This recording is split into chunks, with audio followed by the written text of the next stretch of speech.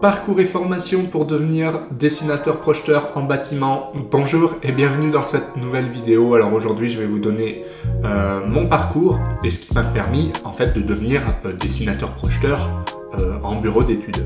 Avant qu'on aille plus loin, pensez à vous abonner à cette chaîne et à activer les notifications pour ne rien louper. Alors c'est parti. Je vous affiche déjà une partie de mon CV là, donc voilà, ce qui m'a permis moi réellement de devenir dessinateur, c'est de commencer par une seconde easy, donc c'était initiation aux sciences de l'ingénieur, et cette seconde était bien pratique parce que ça a permis vraiment de dégrossir, on va dire, puisqu'on a traité beaucoup de choses. On a commencé par dessiner, on a vu un petit peu de la mécanique, les fluides, le béton en général. Voilà, donc c'était vraiment très intéressant. J'ai utilisé par exemple SolidWorks. Évidemment, je connaissais rien du tout à l'époque, mais voilà, ça m'a permis vraiment de découvrir un aspect technique, déjà du métier. Bien évidemment, ça m'a donné envie d'aller plus loin en termes de dessin, technique, voilà, c'était vraiment des bases, on dessinait sur des planches à dessin, mais c'était vraiment très formateur pour ma part. Ensuite, j'ai fait un bac STI Génie Civil, donc au lycée technique Roger Deschaux, toujours, à Sassenage, donc en Isère.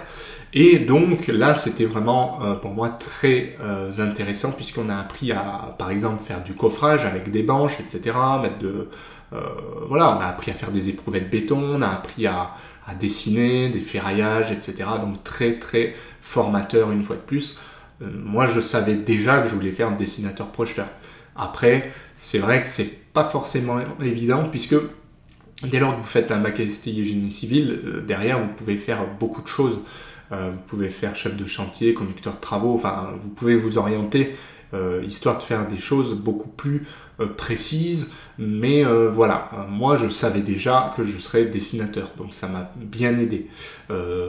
Ensuite j'ai fait un BTS bâtiment. Alors BTS bâtiment, c'était un petit peu la suite logique, mais orienté beaucoup plus dessin, calcul de structure béton armé en fait.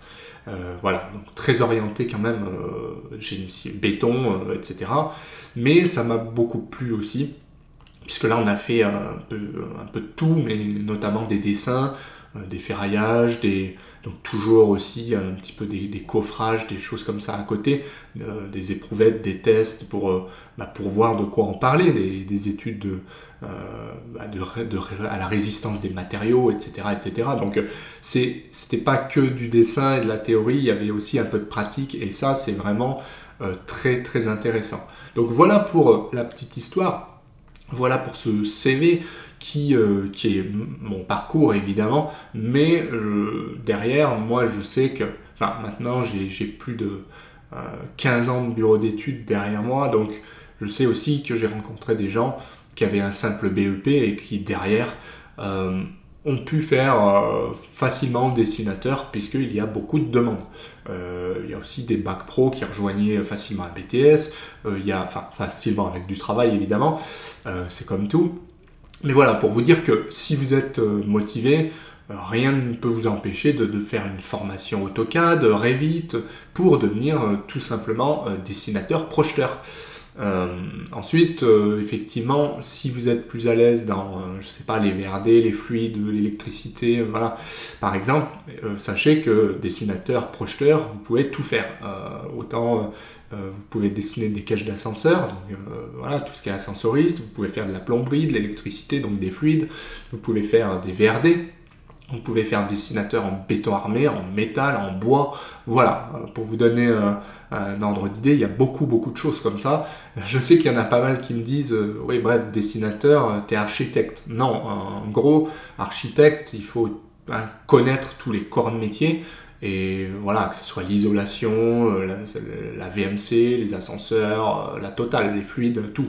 En fait, dessinateur, c'est vraiment, enfin, dessinateur-projeteur, ça va être vraiment très ciblé. Par exemple, vous allez être capable de ferrailler, de calculer, de dessiner, de ferrailler des éléments en béton. Celui qui fait du bois, du métal, il va être capable de faire des assemblages. Moi, j'y connais rien personnellement en bois. Après, celui qui est plus dans les VRD, bah voilà, ça va être des aménagements extérieurs, j'en ai fait un petit peu. Pareil pour l'étanchéité, j'ai eu l'occasion d'en faire, c'est loin d'être évident, c'est très différent en fait. Donc chacun a des particularités. Si vous faites dans l'électricité, bien sûr, il y aura beaucoup de symboles, etc. Rien d'impossible, mais il faut vraiment s'orienter. Pour moi, c'est important. Donc voilà pour ce cours, vous êtes très nombreux à m'avoir posé la question, est-ce que c'est facile? Après, comme je vous dis, il y a beaucoup de solutions, de formations, etc. Vous pouvez aussi vous former en interne. Voilà, donc c'est franchement pas impossible, comme d'habitude, il y a du travail derrière. Il ne faut pas se dire qu'on va devenir dessinateur en claquant des doigts, mais ceci dit, il y a une grosse demande. Et donc, je vous encourage à le faire si vous êtes motivé parce que derrière, vous êtes assuré d'avoir du travail.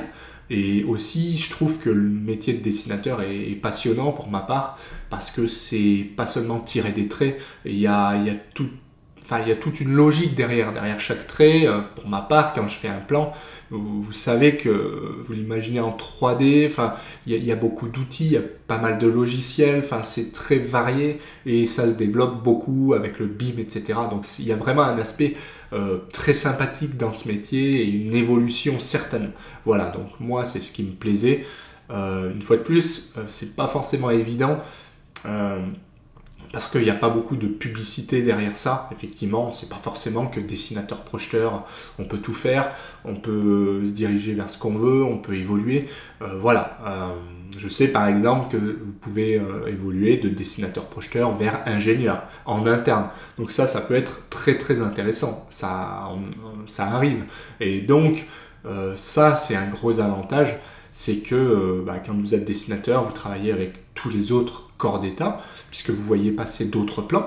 Et donc c'est une grande famille et c'est vraiment très très intéressant. Par exemple, moi pour la petite histoire, je travaillais en bureau d'études, tout corps d'état, hein. Et du coup, comme il y avait une baisse d'activité en béton armé, j'étais allé au service VRD. Voilà, pour vous donner un exemple, ça peut être sympa de changer un petit peu. J'avais testé aussi l'étanchéité, pourquoi pas. Ça ne m'avait pas botté, mais voilà. En tout cas, il y a moyen de faire des passerelles et ça, c'est top dans ce métier. Aussi, il y a beaucoup de logiciels, donc je vous encourage à faire une formation AutoCAD. Revit ou Allplan ou ce que vous voulez, mais voilà, l'idée c'est de maîtriser un outil en 2D, un ou deux, pareil pour le BIM ou la 3D, parce que c'est aujourd'hui pas la norme, la norme entre guillemets, c'est que ça se développe beaucoup, donc forcément les outils, bien il faut les connaître, et si vous avez l'occasion, donc sur ma chaîne, vous voyez, il y a beaucoup d'outils, je teste moi-même de nouveaux outils que je ne connais pas, voilà, mais il en arrive régulièrement. Mais en tout cas, pour les plus connus, c'est évidemment AutoCAD. Moi, maintenant, j'utilise GestarCAD qui a un équivalent. Je sais qu'il y a Revit. Moi, je vais aller plutôt vers Allplan. Pourquoi? Parce que c'est un logiciel qui est, on va dire, beaucoup plus métier, qui est beaucoup plus orienté vers ce que je fais, alors que Revit est très général et il serait plutôt réservé aux architectes. Bon, passons. Je sais qu'il y en a qui ne seront pas d'accord là-dessus, qui vont dire que voilà, il faut utiliser Revit, mais derrière, vous faites ce que vous voulez. Effectivement, si vous voulez faire que du Revit, vous pouvez y aller. C'est un petit peu plus compliqué. J'ai fait des tutoriels là-dessus d'ailleurs, et je vais en faire. Il y en aura sur Allplan, si ce n'est pas déjà le cas. Donc voilà pour cette vidéo. J'espère que ça va vous aider à vous orienter comme moi vers ce beau métier, et en tout cas n'hésitez pas à commenter si la vidéo vous plaît. Donc comme d'habitude, laissez un petit j'aime, mettez vos commentaires tout en bas, ça fait plaisir. Oui, aussi très important, pensez à vous abonner à la chaîne et à activer les notifications pour ne rien manquer, et moi je vous dis à bientôt pour d'autres vidéos. Allez, bye!